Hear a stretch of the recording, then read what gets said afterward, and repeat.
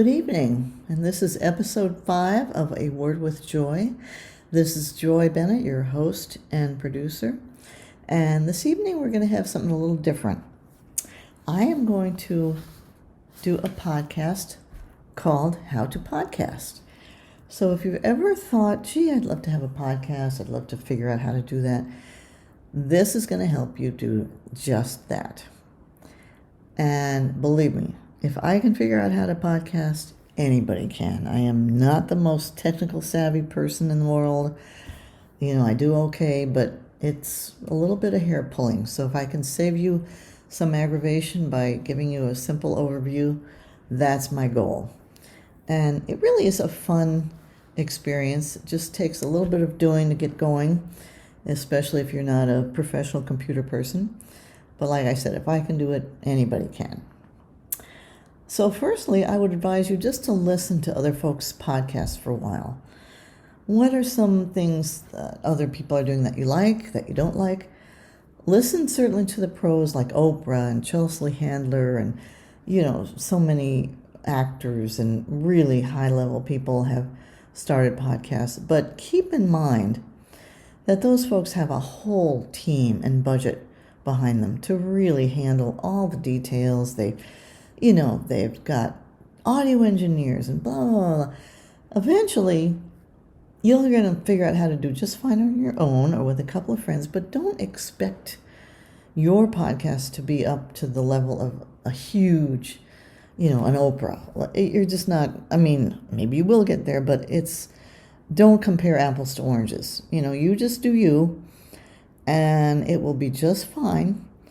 But keep in mind that these professionals have a huge budget and a huge team behind them.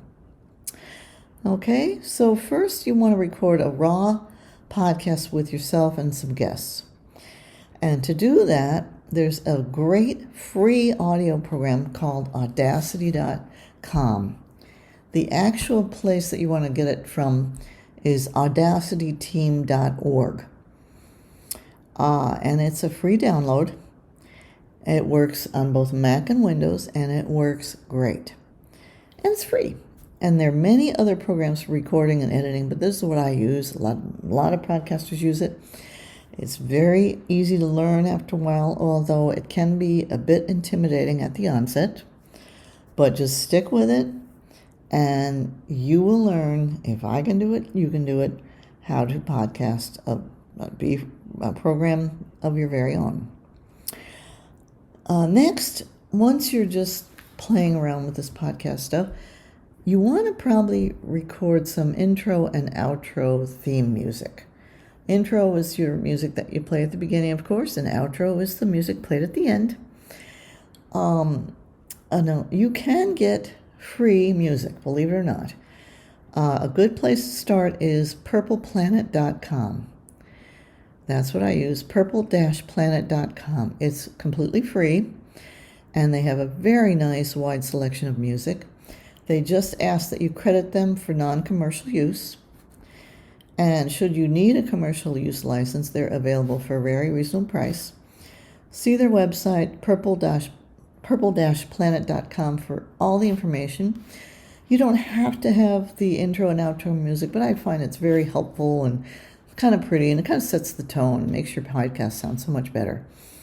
Now, of course, if you're a professional musician or even a serious amateur musician, you can record your own music, which is just terrific. So good luck with that. So once you edit a raw podcast, the next step, and certainly do some practice podcasting. Absolutely. Don't think you have to dive right into this and get it online all at once. You can do a few practice episodes and get yourself more comfortable with all the ins and outs of things, and that's just fine. But anyway, once you record the raw podcast with yourself or guests, you want to edit your podcast. And you can do a heavy edit or a light one. I tend to do fairly light edits. I just put the music on for the intro and outro. I clean up some of the raw podcast audio files if there's a bleep or a plane goes by or if somebody walks in the room, and away we go. You can get into more advanced editing if you wish. especially as you get more experience. But I found to keep it nice and natural and kind of, fresh and very, very easily done for editing. Okay, now editing audio files is not the simplest thing in the world. I'm going to warn you. But a good way to learn how to edit audio files is to watch some YouTube videos. I've found myself two especially helpful. You can search on YouTube for Audacity Beginners videos and Audacity editing videos. The two individual YouTube creators I've found to be very good are Kevin Stratvert, that's Kevin Stratvert, and also another individual, Mike Russell, Russell. These individuals have put up on YouTube some very good, easy to understand how to edit, how to use Audacity videos, so it becomes easier and easier for you to learn on your own. Now, of course, there are many other people out there. I'm not saying these are the absolute best, but they're the ones I've found to be helpful for me. And while learning, it's very helpful to do a practice track. Playing around with adding music, editing, saving and exporting files. Just, practice, so you don't mess up your original podcast material. Take some time and really get comfortable with it so it becomes second nature after a while. So when you're in your actual taping, maybe you have a guest, you're comfortable enough to go ahead and just let it rip. It does not have to be perfect, please. But you will be surprised how much you, a non-professional, can do in a very short period of time and how cool it will sound. It's really very fun. Some more important tips for you. Always, always, always back up your audio files so you have an extra raw copy should something go wrong. Not saying it will, but it will make you sleep better at night. Just back up the copy. Just make a copy of your original audio podcast. That way, if for some reason you push the wrong button in editing, you can go back to the original backup audio file and say, okay, let's take that again. Totally okay. Now, the other thing to remember is, this is a little quirky, always remember to convert any AUP3 files, which is a type of audio file, to MP3 files or WAV files. Just like in word processing, in audio files, there's different formats. These are the ones I use. These are the ones that are simple. I'm not, again, saying this is the only way to go, but what is working for me. So you want to back up the AUP files to the MP3 files. Importantly, the Audacity files are not MP3 files. So you want to just convert. It's a very easy way to convert. You'll find out how to do this, online. You can, I believe they have, an easy conversion thing. Or you can use WAV files. I personally use the MP3. I think they work great. The reason you want to convert the AP3 files to MP3 or WAV files is you can't merge tracks. You can't edit, you can't do much in the raw AUP3 files. I know it's a little technical, but you'll get used to it. Once you get into it, you'll see, oh, okay, got that.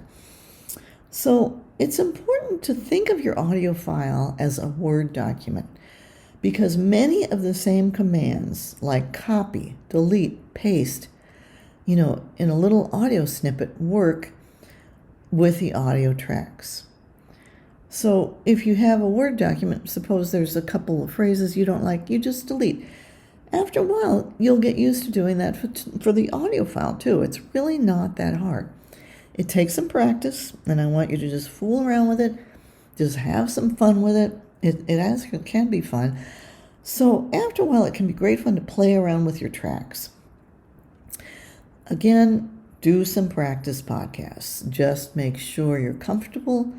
That way, before you get guests in the studio, or in my case, my dining room, they are comfortable because you're comfortable. Of course, you can hire someone, you can get a friend who's an audio, expert, of course. But believe it or not, you can do a lot on your own. You really can. So play around with it. Have some fun. You're not going to hurt anybody if you just go in there and play around with these programs. It's impossible to blow up your computer.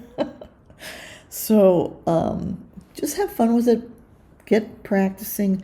Get on it, and it will come. Trust me. Lastly, don't get frustrated at the onset. It can be a little tricky in the beginning. If something isn't working, go ahead and Google how to do what you're trying to do, and someone somewhere has likely put your answer online in a YouTube video or a document, or you'd be surprised how much you can learn online. And it's just like learning any new software. It doesn't mean you're not computer savvy or smart or anything. It just means you are learning something new, and it can be a challenge. So don't get frustrated. If you had a roadblock, maybe just put it aside and come back fresh the next day, and you might discover, oh, that's what I need to do. So just like anything else in life, it can be a little bit challenging at the beginning, but keep at it. You will get it. Of course, there are many, many courses and online things and, webinars and all. Feel free. But I'm the kind of person, I just kind of dive in and bomb away. It can be kind of crazy sometimes, but it's a lot of fun too. So anyway, if you keep it simple, believe it or not, it can come along very nicely. So when you're done editing your final podcast episode, your first one, save it. Make a backup copy of your edited podcast. So you have a backup copy of the raw podcast. You have a backup copy or two of your edited podcast. And then export it as an MP3 file. That means you can merge tracks. You can play it anywhere. Again, there are other formats like WAV files, but again, this is what works for me. So you have your brand new podcast. You're all ready to go. The next step is to post your podcast online. Now, what you need is a host for the podcast. A host site that I've worked with and that works very well is Podbean.com. That's PODBEAN.com. They will host your podcast, which means they'll give an RSS feed so you can go to other podcast directories.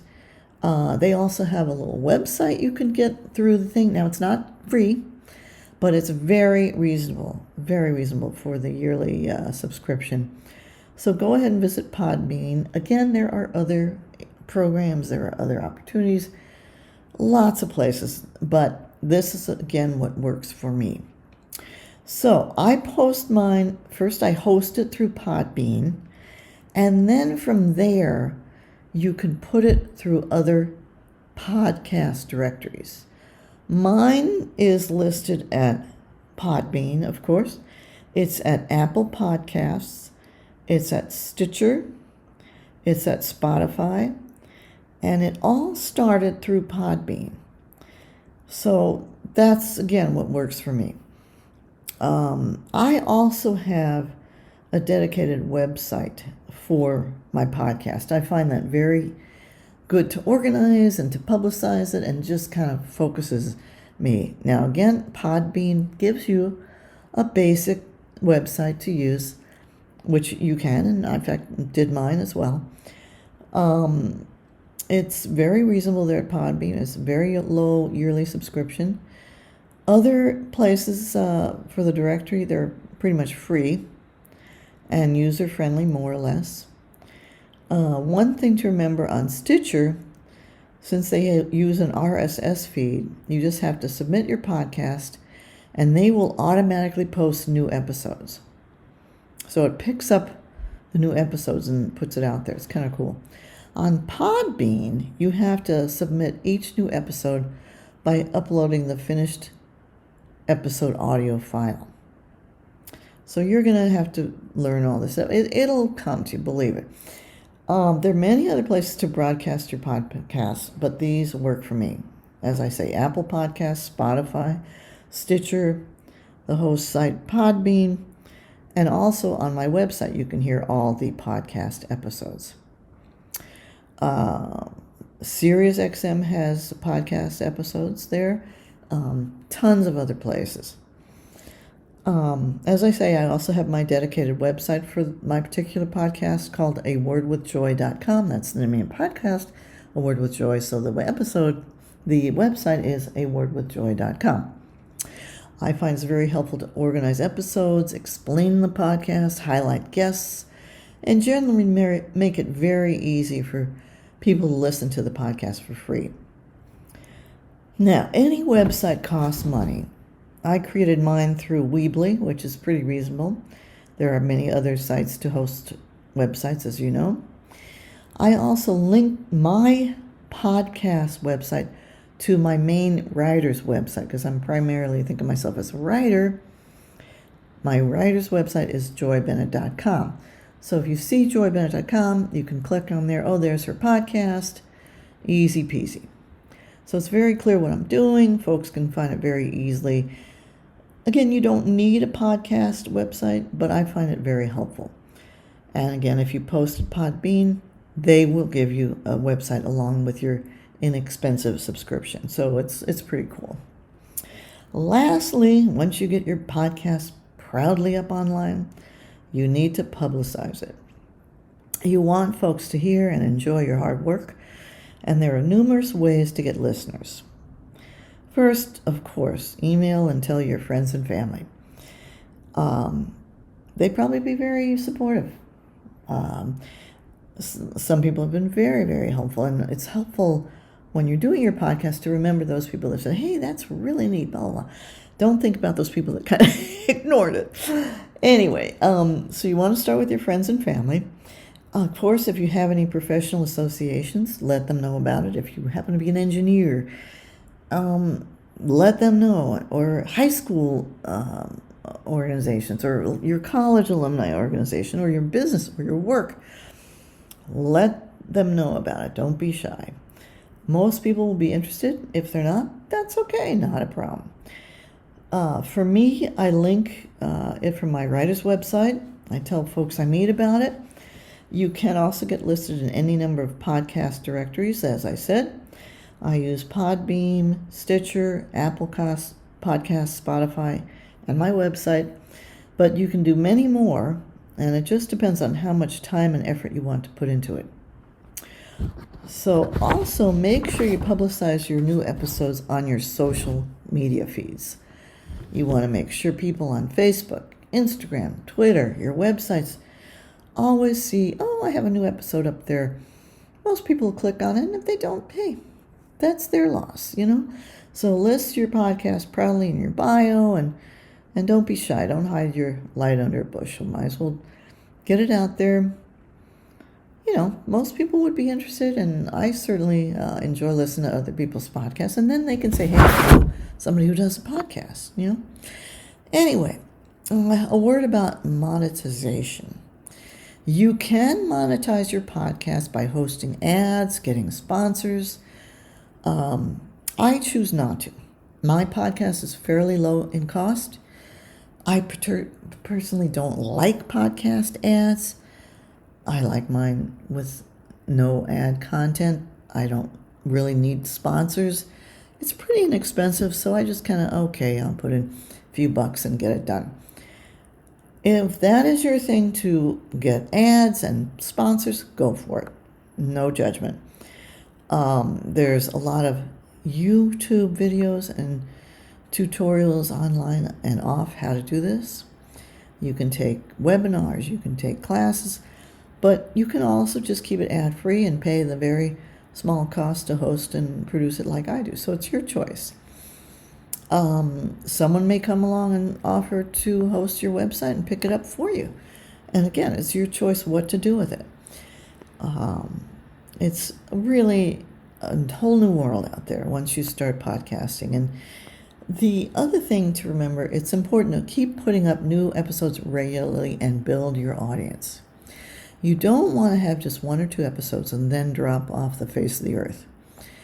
Putting up new episodes steadily, which are of good quality, will build your audience and create interest for your podcast.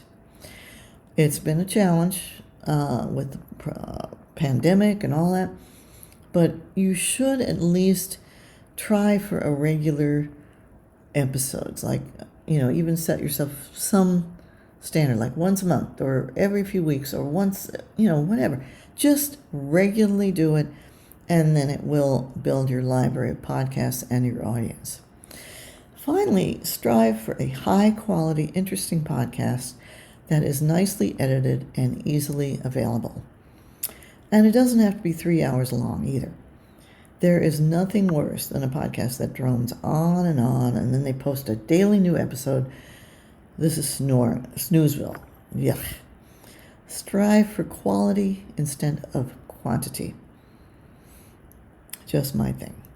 Okay, I choose to keep my podcast suitable for all ages, but if your podcast contains sensitive, adults-only material, be sure to put that up front so you can find your suitable audience. Of course, similarly, if your podcast contains material that would possibly offend or upset someone, make sure to let your listeners know about that up front so they can choose to not listen and get upset if they so desire. Finally, once your podcast is online, make sure to keep an eye on how many folks are listening using the listener stats that are available. You can get that off your hosting sites, and you can also see how many are clicking on through your website, etc. Don't get discouraged if your audience is small at the onset. It takes time to find your audience. But even if just a few folks listen at the beginning, if you post interesting, informative episodes that are of good quality, trust that listeners will find you. It's a leap of faith, of course. But the more work and effort you put into it, like everything else in life, the larger your audience will be, and the more you will engage with your listeners. Also, importantly, get your guests to do their share of publicizing their episodes.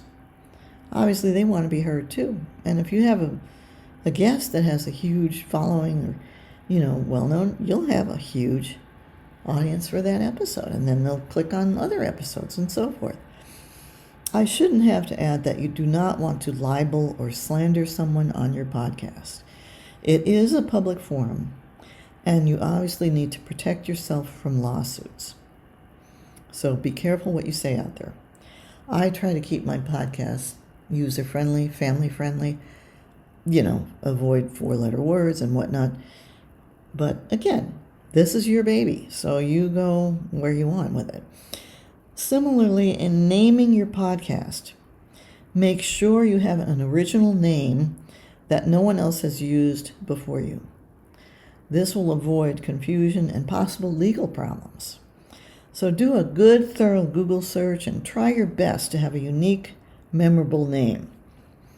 And then I went ahead and got the website, so it gives me some track record. Oh, okay, she had this website, she did this podcast. If someone else comes along tomorrow and says, "Oh, Word with Joy," I'll be able to say, "Hey, I was first," whatever. So you do want to research and find a unique name just to avoid confusion and like I said, possible legal entanglements. So best of luck with your podcast. If you do one, please let me know. I'll be delighted. If I can help in any way, let me know. As always, if you have any questions or comments, feel free to get in touch. My email, it's joybennett@joybennett.com for my website. My email is joy.bennett@yahoo.com. The podcast website is awordwithjoy.com. And it really is a lot of fun and challenging at times. And it's always terrific in life to learn new things. It keeps life interesting. So happy podcasting. Let me know if you do any podcasts. Let me know if you encounter some difficulties, and I'd be happy to help. This is Joy Bennett signing off. Thank you so much for listening, and do keep in touch. A Word with Joy, over and out. Hi, this is Joy again. I thought of a couple more little things. This show was originally recorded on February 28th, 2022, and it might be worth your while to invest in a good studio quality microphone. It's improved the quality of my podcast, and I highly recommend. Some of these are not that expensive. The one I use, and I highly recommend, really like this guy, is a little Samson Meteor mic. It's about 5 inches tall. It has cute little legs on it. It's adorable. And it's got really nice sound. It's a USB studio microphone with noise canceling technology. And you do have to get an adapter for it because it's got a USB plug. And of course, my MacBook Pro has a USB-C plug. So you just get a little adapter and away you go. So a couple last little notes. Great luck podcasting. Do keep in touch. And many thanks for listening.